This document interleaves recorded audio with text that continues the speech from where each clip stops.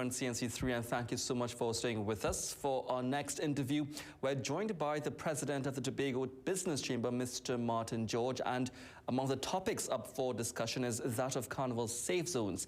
Now, it was recently reported that the Tobago Business Chamber made an appeal to government to focus its energies and resources on other matters rather than pushing on with the proposed taste of Carnival. Mr. George, good morning and welcome. Yeah, hi, good morning to you, Jesse, and good morning to Trinidad and Tobago. You know, Mr. George, we were speaking off camera and I was remarking as to how young you continue to look and your level of vibrancy. And I just want to say on national TV that I really do think that you continue to really keep yourself looking fit and good, son. I'm hoping that you one day share the fountain of youth that you seem to have found, eh? The secret is hard work. Well, like I said, it doesn't always agree with some of us. You know, Mr. George, just reiterate some of your concerns with Safe Zone Carnival events at this time. Yeah, so the thing is, I mean, we've said repeatedly that the government ought to really focus on the basic fundamentals, which I think are, you know, more pressing, respectfully. I mean, of course, you know, we always are very respectful in our views, because look, for instance, forms 1 to 3 are supposed to return to school by February 7th. You know, there are so many things that need to be put in place because, I mean, I've seen some reports where it's been said that, you know, the school principals and teachers are the ones who will have to work out how this shift system will work for parents and children. I mean, the point is, these are things that I think are more pressing for parents because then they have to think in terms of making sure they get school uniforms, school books, etc. So really and truly, it does not appear realistic or feasible to be trying to push ahead with this half-baked duck of an idea to say, well, you know, you're trying to have safe zone carnival at this point, particularly in Tobago. Jesse, even at the best of times, even with no pandemic, where you have full roaring carnival activities, Carnival in Tobago is usually very slow and very, if you understand me, compared to Trinidad. Yeah. So I am hoping that the THA would be able to use this opportunity to maybe persuade the government to look at this with fresh eyes. Because, Jesse, you know, in every crisis, there's always opportunity. And what we are saying, and I mean, my personal view is that Tobago should look at this as an opportunity for a reset.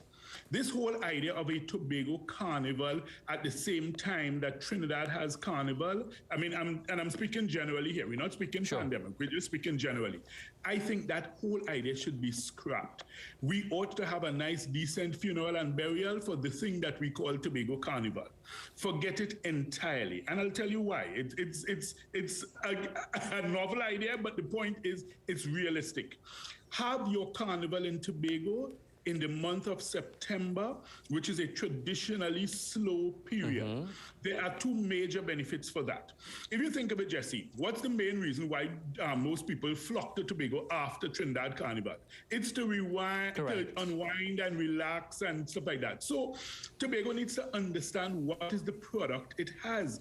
Basically, the product it has during Trinidad's Carnival is that it's the alternative. It's the escape from Trinidad's Carnival. So, you know, when people want to escape the frenzied, frantic festivities of Trinidad Carnival, they go to Tobago. So therefore, why not make your whole carnival season the place of relaxation for everyone? You have so many groups like church groups, you have school groups, you have like Boy Scout, Girl Guides, who always would love to get to Tobago over the carnival period because they may not be participating in carnival. So therefore, push that idea and forget about the idea of having your activities at the same time trying to compete with Trinidad. Why would you even want to do that? And let me just raise this here at this time, Mr. George. This idea of marketing and packaging Carnival in Tobago in a unique and different manner, separate and apart from what is taking place in Trinidad.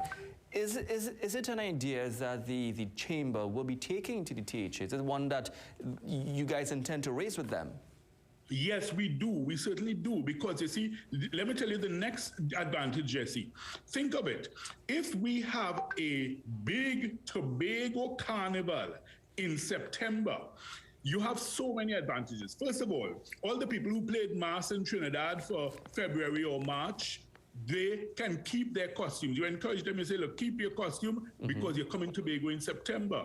We will be able to liaise with all the bands. We'll talk to Dean Akin from Tribe, Dean Akin from Hearts, Dean Akin from all the other bands that he's associated with. We would be able to speak with, Ronnie and Caro and tell them, hey, listen, we having a carnival in Tobago in September. So therefore, you organize your band, come across to Tobago. So you think of the massive tourism boost you will get during that time. Persons who may not have been able to save up their money to afford in time for February in Trinidad, they could plan and say, okay, look, I'm going and hit Tobago in September, I'm going to the carnival in Tobago in September. You will have international visitors who could not make it for February, who may be able to come for September. And you mark, listen, I'll tell you why this is such a brilliant idea, Jesse. When the original Tobago Jazz used to be functioning, all right, that's the 3 years that CL Financial had it running. Right. Jesse, Tobago used to be so flooded with people and visitors. It was amazing. I mean, I would have friends in Trinidad who would call me and say, but Martin, what is happening, boy? All the streets in Trinidad quiet. And I would tell them it's because everybody's in Tobago. Right. And so it's the same idea you have. So you can have this now occurring in September, and you will now have a massive product that you will sell. So therefore, you get an inflow of visitors in the February-March period for the relaxation. So you tell them, look, there are no carnival activities. This is just relaxation, enjoyment, etc. I mean, of course, if people want to throw their private fetes, that's no problem. But the fact of the matter is you sell the peace and tranquility at that time, and you get more visitors coming there. And then for September, everybody gears up for that. And now, well, this is the big event in Tobago. And then you now have an even greater influx of people coming across to Tobago. You see, the point is, Jesse, sometimes we have to think at things differently. We have to look at things differently, think outside the box. Correct. Because if you keep doing the same thing the same way all the time, you can't expect different results. So I think that this is a wonderful opportunity, and we have to be realistic. We have to be practical and pragmatic. And you listen even to the stakeholders. They are telling you that there's not enough time to try and get this safe zone idea going with any realistic possibility. And there's where I want to ask you this, Mr. George. For those who have the appetite for a taste of Carnival, no pun intended there, but and are looking forward to some sort of event in the shortest possible time, and their counter-argument is that it'll still help generate some sort of economic activity over in Tobago. I've heard your argument and I've heard the points you've raised, but for the near future, for those who are hoping that this can be some sort of a lifeline to them, what would you say to them? Well, I would listen to the artists, I would listen to the stakeholders, I would listen to the singers, the calypsonians, the soca divas. You heard even Patrice came out and spoke against it and said, look, this doesn't make sense. You heard one of the promoters organizations come out and say, well, look, this doesn't make sense because the time frame is too short. So therefore, if these are the people who are on the ground and involved in it, and they're the ones saying it doesn't make sense, then, I mean, I would listen to them because they would know. You see, and that's the challenge. So, I mean, we have to understand the practicality. And I think that, I mean, look at yesterday, we had over 600 new cases of COVID. So I would think that really at this point, we have more pressing priorities in the country. The death rate in Trinidad in terms of the COVID is alarming, So we have things that I think are more urgent in the grand scheme of things than trying to rush through with this idea of trying to put the safe zone carnival. In fact, I saw even some of the PAN organizations in Tobago were complaining and saying, look, this doesn't make sense because most of their players are unvaccinated. Right. So they say that, look, what is the point of you having that? So therefore, even, as I say, the stakeholders, the persons involved are pushing back against it. So, I mean, who is this being done for? Mr. George, the pandemic undoubtedly has caused a lot of shifting tides to take place locally, regionally, internationally. And one of the conversation is that, and what I'm getting from you is that now is an opportune time for Tobago to reset. How, therefore, I mean, apart from carnival events, Tobago is well known for other festivities, other very well-known products that are Tobago-oriented. Are you guys, as head of the Tobago Chamber, are you also looking at revisiting some of these other festivities and perhaps changing its format and the way it's packaged, branded, and presented as well? Well, I would hope that that is high on the list of priorities for this new THA administration. And I'll tell you why. Even some of the traditional, as you say, Tobago festivals, I think that they've become a bit tired and jaded, and there's need to inject new life into them.